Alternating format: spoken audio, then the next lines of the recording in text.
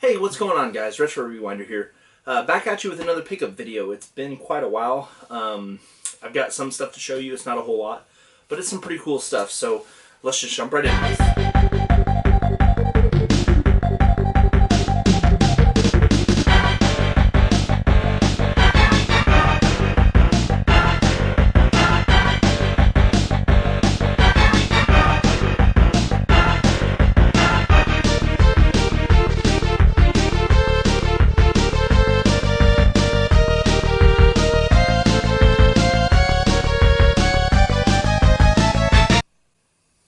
Okay, today I have a pretty big variety from a wide range of systems, from new generation to old. So the first thing I have here is the gamepad for the Zelda edition of the Wii U. I already have a Wii U, but I picked this up, a whole Wii U system, for $150. I decided that I really wanted the Zelda Wii U gamepad, and I have the box up there, and I switched it out for mine.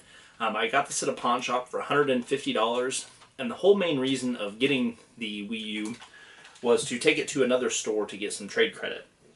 So I paid the $150, took the stuff that I wanted, and then took it to Disc Replay, and they ended up giving me $230 store credit, and I used that with some cash to purchase this.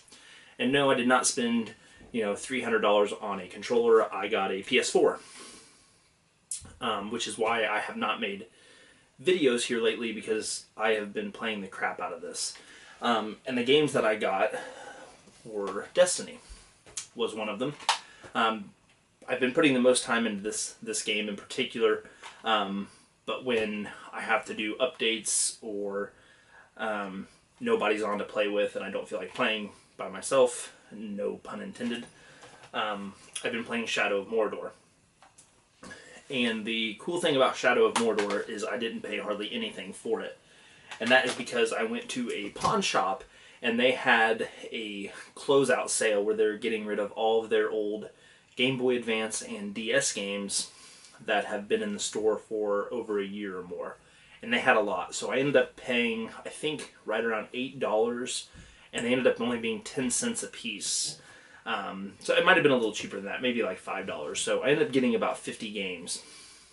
I took all those games, I paid the $5, I took all of them to Disc Replay, and they ended up giving me right around $50 store credit, and I used that to buy Shadow of Mordor. And I also picked up Cyborg Hunter. I don't know anything about this. It was $7, and after I had bought Shadow of Mordor, I had right around $7 to spend, so I decided to go ahead and pick this up. So the Shadow of Mordor and this really only cost me right around $6, $5.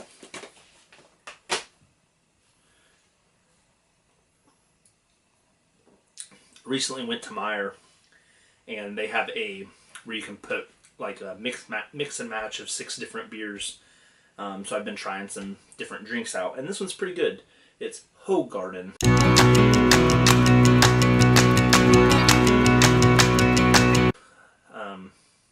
Kind of a weird name, but it's a original Belgian white beer.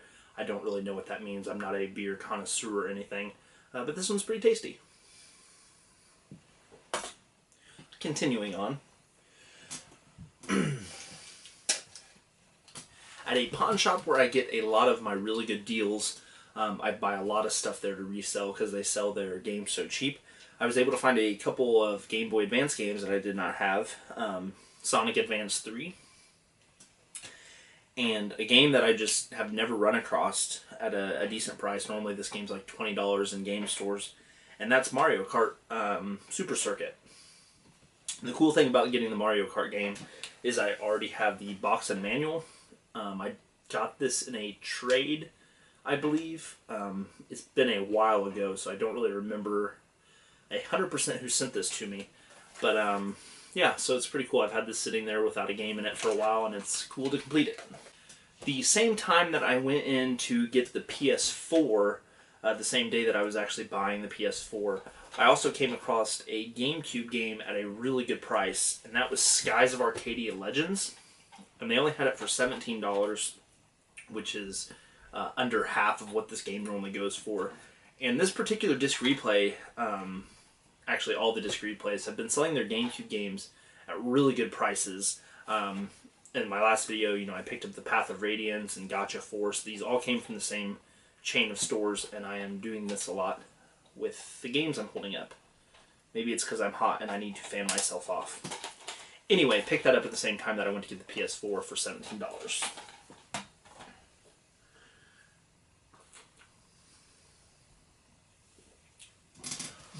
Okay, moving on. I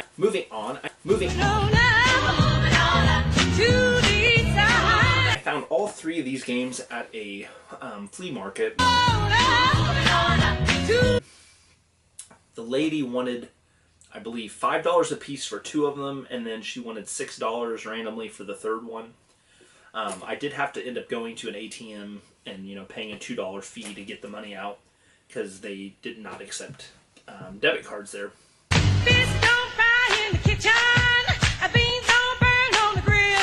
So I talked her into dropping one of the games $1, and basically because I said I had to go to the ATM and pull out $2, so I got all three of these for $15. I got Kinsenden, I'm not sure how you say that. Hopefully it's not too dark. I just noticed that the game, when I'm putting it up, is actually in front of the light, so I probably need to hold it more like this. Anyway, I did play this one a little bit. It's kind of a side-scrolling beat-em-up, very basic. I wasn't a big fan.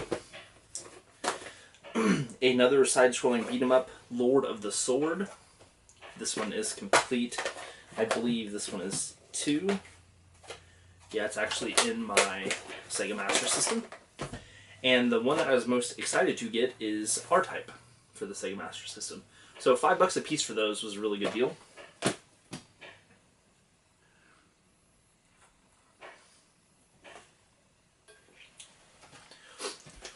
These 3 Nintendo 64 games actually came out of a big bag that I have over there. I just found it today, actually. The bag cost me $25, and I do have a little bit of video footage, so we'll insert that here.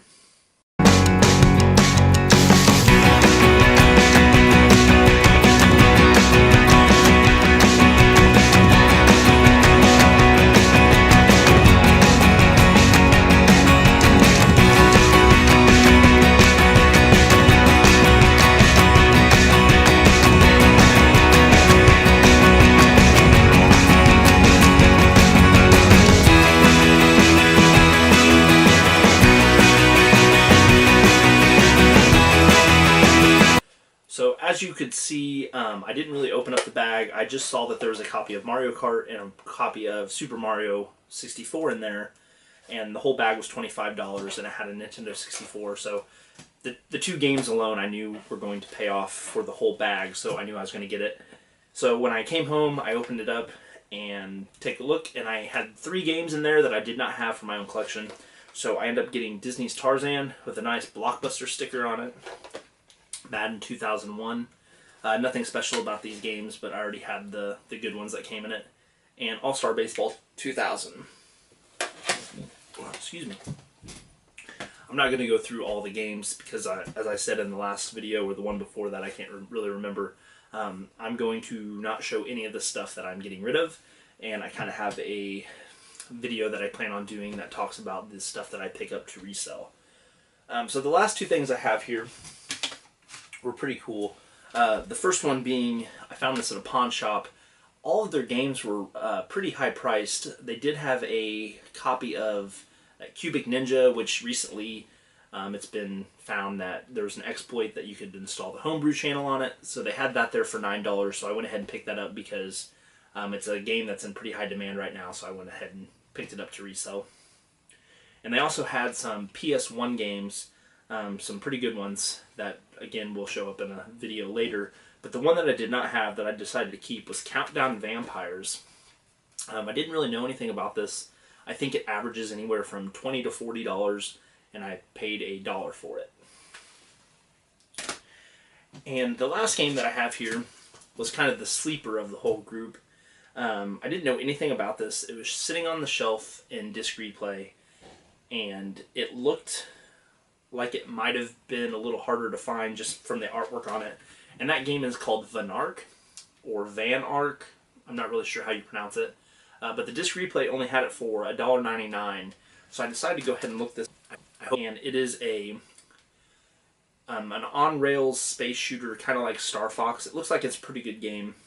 And it again averages like from anywhere from $20 to $50. So a pretty cool find for $1.99. So that has been this whole pickup. I hope you enjoyed the stuff that I showed. Again, my apologies.